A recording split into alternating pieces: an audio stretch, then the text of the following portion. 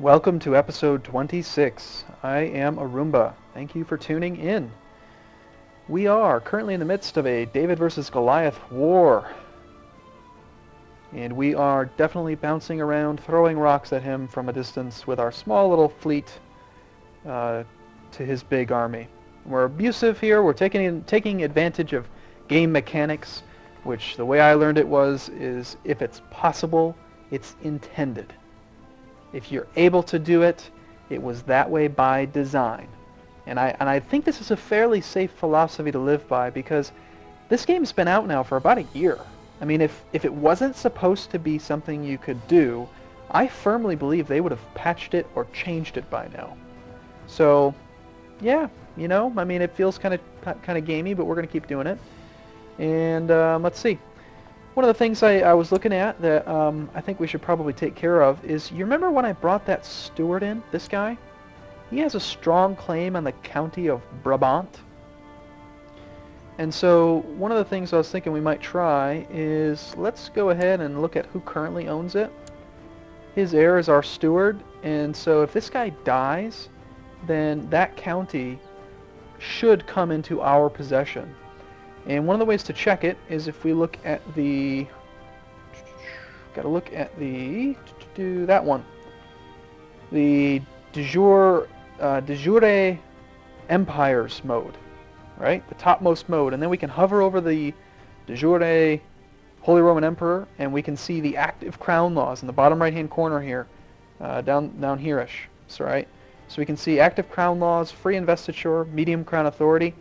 We haven't really had to deal with crown authority yet because we're just a duke, technically, unlike the other three republics, which start off as kings. I'm a little bit jealous, kind of envious, bastards. Anyway, so he's medium crown authority, which means that titles can leave his realm through death. If he was at high crown authority or absolute crown authority, then titles could not leave his realm through inheritance. So anyway, we still have an opportunity here to murder that guy. Yes, so steward, blah, blah, blah, this guy. Yep, let's kill you. If he dies, then we can get some land. Unfortunately, looks like there's not a lot of people that want to help us. So we got to do the old look around at stat type stuff. And let's see, how much is it going to cost? Cannot bribe her, apparently. I'm not sure why. This one has 3 positives and only 2 negatives, so she's kind of on the verge. Let's see, can we send you a gift? Oh no, oops, my gosh, we can't send a gift to somebody that we're at war with. That's the problem. Well, we might have to come back to that in a minute. I'm going to leave that. No, I'm not going to leave that. I'm going to do something else while we're at war. But, yeah, so we should probably do that soon.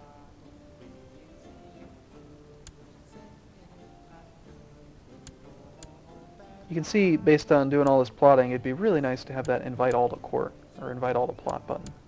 Especially when you murder as many people as I do.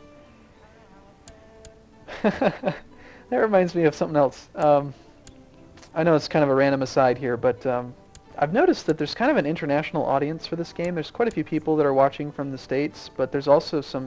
It's funny, when I look at the viewers for the videos, I have a lot of people from Sweden that watch this series.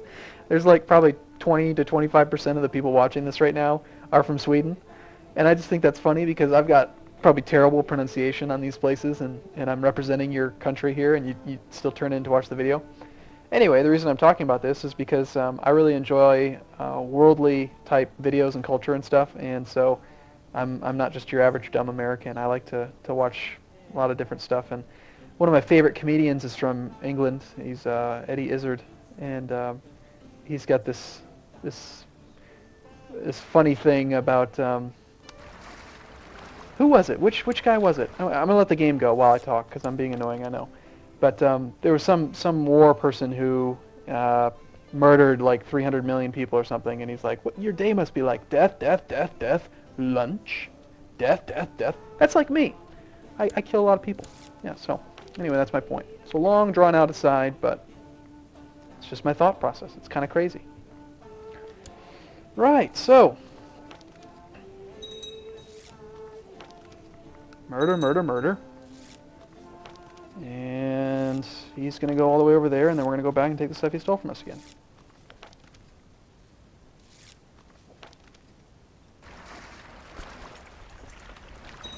So if you have the... good, some of our stuff is done. So the lesson of the day is if you have enough boats, you can beat the Holy Roman Emperor. Just like that.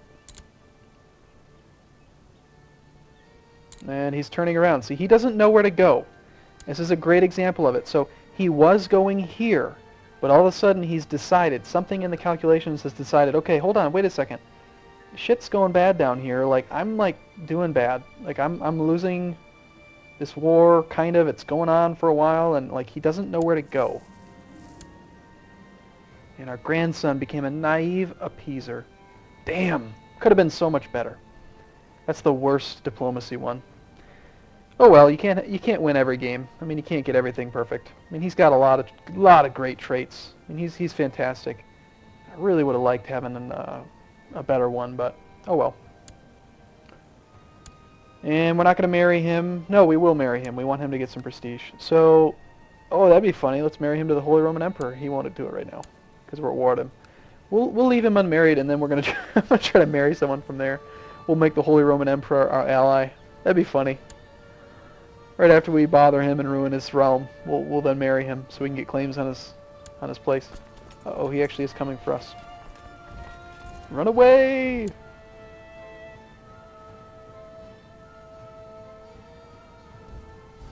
To the ships.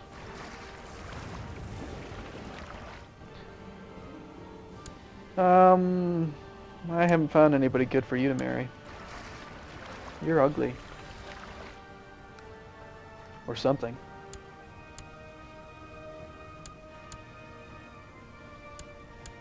I am a little bit worried here that pretty soon the most tragic event in the world will happen. Mayor Dan is 62. And when you're stressed at age 62 and you haven't had sex in like 50 years, that's not good. He might part ways with us soon. So we finished some stuff. We should have more boats now. Yeah, we got a few. Not many, just 6. And still working on the bishop relationship, which is okay, I guess. Kaboom! Kill him. These are mercenaries, and we have 10 times as many, so... Uh-oh. No, stop. Back to the ships. Okay, so he's dead. Take another trade post. Rinse and repeat. And I have one more aside for you. And then probably after that I'll have at least one more. Or 10. I'm not really sure. I just recently got caught up on the Game of Thrones series, which if you have not heard of, is the TV series that was based on the Song of Ice and Fire book series.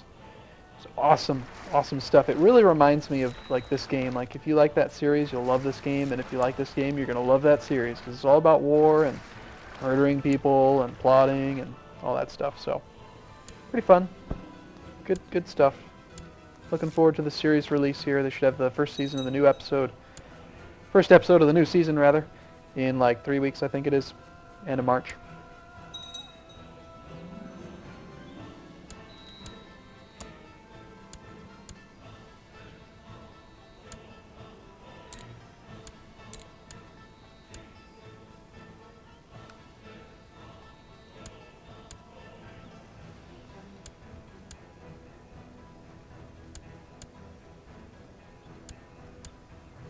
The other thing that's going to end up happening is that the longer this Let's Play goes on, once I've covered every topic, and there's not much else for me to talk about as far as mechanics go, I might up the game speed so we can try to get through more of the actual game's duration here, because just to give you some perspective on how far into the game we are right now, We started in 1066, so it's been not quite 40 years, and the game ends in 1453. So we've still got 350 years left. We're like not even, we're like barely 10% of the way through the game, and I've already been playing for I think like 8 or 9 hours. So you can see how it'd take quite a while to play it all the way through if we don't speed the game up at some point. Yes, temperance. Be temperate. And we might actually, yeah, I think I do want to win this war, just because we've spent so much time and money on it that we might as well at least take a city. How is this going? 42%. Man, that's not moving very quick. Okay, let's try this. We've got money again. Let's see if we can get enough ships so that we can buy some of the badass mercenaries, like the really big ones.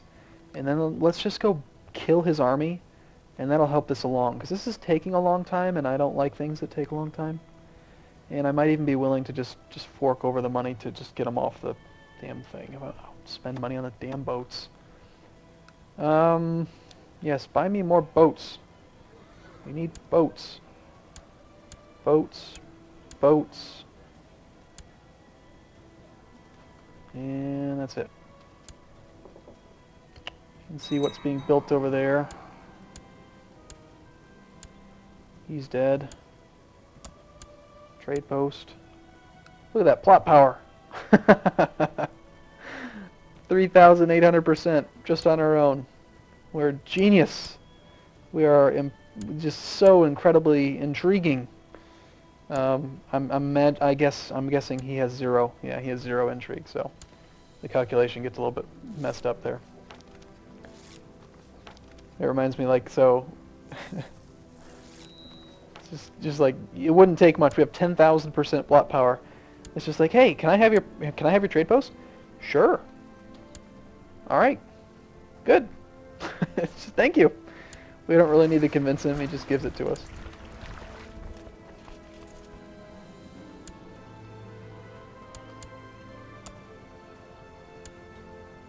And there's only one left to take. This is the ideal state of affairs. So now, when we look at Gotland, we see it's just us. And so let's just check out how the trade zone value is doing. So we're up to 957 trade value. Trade posts gain 90% income. Cities gain 45% income. And so when we look at the trade posts that we have, pretty much all of them are going to be making a lot of money. And the only reason that some of them are not making quite as much as others is because they are not connected to the capital. So the ones that are directly adjacent to the capital, so anything that is on these 3 sea zones, the trade post located there will gain a 40% boost connected to capital every trade post on those water bodies. The ones that are not on the water bodies are still gaining the connected to trade capital bonus. So maybe I don't understand how that works. It might be that, what, are we missing one somehow? I'm not really sure. Maybe you have to have every county in the water, but this is not connected to capital, so whatever. You get more money when there's more stuff connected. And yeah, so things are going well.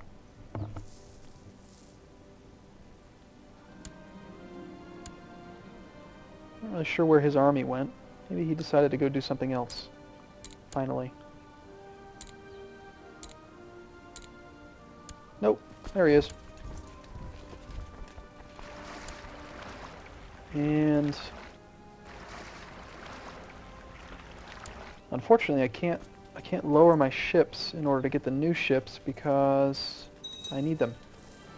But it looks like we could get 6 more, and we currently have 51. That takes us to 57. And the largest mercenary groups require 63 ships. So we're getting close.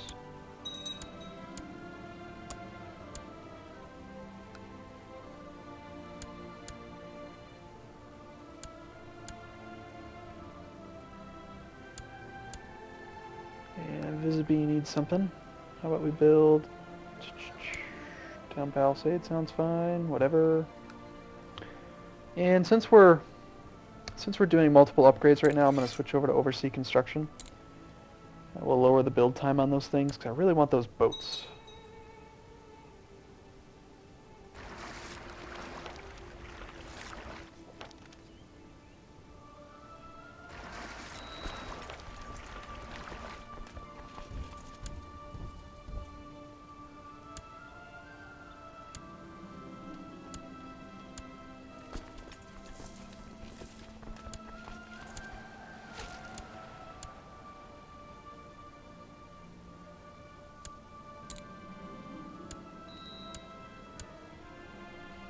Keeping in mind it takes about 5 days to get out.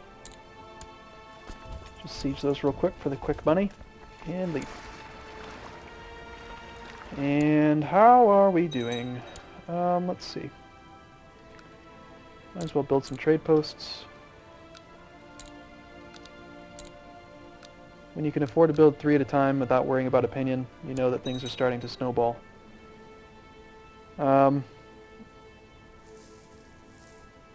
Yeah, we're up to 650 gold per year now in income.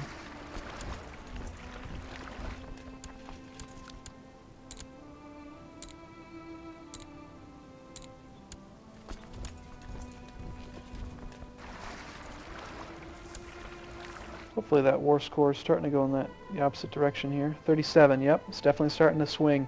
Slowly but surely. And we are still going to try to do the mercenaries as soon as we have enough boats. That'll be the plan. And I think, yes, hooray, we have every single trade post. All trade posts in the entire Republic belong to us. No one else has any. See, these people are basically just figureheads or straw men, whatever you'd call them. It is our Republic. No one else can have it. So, now who do we kill? Who to kill? The problem is that killing people requires them to like us enough that we can actually get them involved. Let's see if we can get rid of this guy. Just because he's next to us, I want his realm to implode. And if we can get his realm to implode, then there's always going to be people who want somebody dead. There's always people who have something to gain by it. And if he dies, then that just makes this country weaker. They're not our ally, so you know that's fine. If they go into a holy, like let's just say that the advantage to them going through an independence war is that if there's 3 different counts and 1 duke all attacking him, we can declare city conquest attacks on each of them, swoop in, steal the cities while the independence war is going on, and get 4 cities all at once.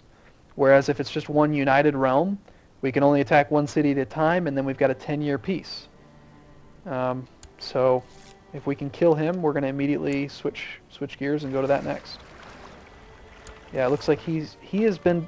The Holy Roman Empire is distracted now. He has actually finally left this area, I think. Just going here now.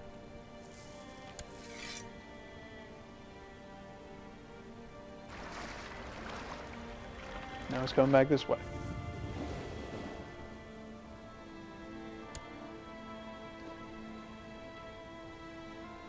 And let's see, 63% plot power. That's probably the lowest we've ever seen it. 3 strikes against us. Can we bribe you? 100 gold. 100 gold to get the Spymaster of Denmark on our side. Possibly. I don't think it's a guarantee that we'd get him. So I'm not going to do it. Because he has a negative 90 opinion of us. He'd have the most plot power by far. The Spymaster always does. But this person, for example, she's got 19 intrigue. And she's probably only going to, yeah, just 20. We'll spend 20 gold to buy her. And let's just get maybe 1 more person. The Duke of Skane. He's got less intrigue but more power because he's a duke compared to a courtier. But because he's a duke, he costs more. You know, for example, if I look, it's going to cost 27's barely anything more, but The courtier is just going to be 20. Let's look at the plot power difference. An extra 7 gold for that plot power. Actually, no, we can't buy her. Oh, nor can we buy him. Never mind. What I'm doing right now, this is a handy little trick, is that if the window's large enough, you can just roll your mouse wheel, and it will perfectly scale, perfectly roll one person. Makes it very easy to quickly go through and see the ones that could potentially be bought. There's one. 9%, the Princess of Sweden. 20 gold. Sounds good. You're in. You're part of the club. And my gosh, these last 2 videos have gotten quite long. I talk too much. I think I do. Alright, so I'm going to break this video now and see if we can't do other things. Thank you so much for watching. Hey, there we go. Okay, great topic to end it up on. See, this just proves everything I'm telling you is true. Over a long enough period of time, you will find everything I tell you is true. So, yes, my liege, my network of spies here in Sodermanland have discovered that the local noble is homosexual. That was this guy, King Ing. So apparently he might be a homo. I have nothing against homosexuals. I didn't mean it that way. Anyway. So, do we want to blackmail him, which is going to basically give us 50 gold? Do we want to spread the rumor, or let it be? We want to spread that rumor. Out him. Let everyone in the world know. Having a liege who is homosexual is a very bad thing in this age. Remember, we're talking about the year 1100, not 2013. So, alright, he's way over there. Let's see if we can get that back. And yes, anyway, as I was saying, I'm going to end the video, and we'll be back soon. Thank you for watching. See you next time.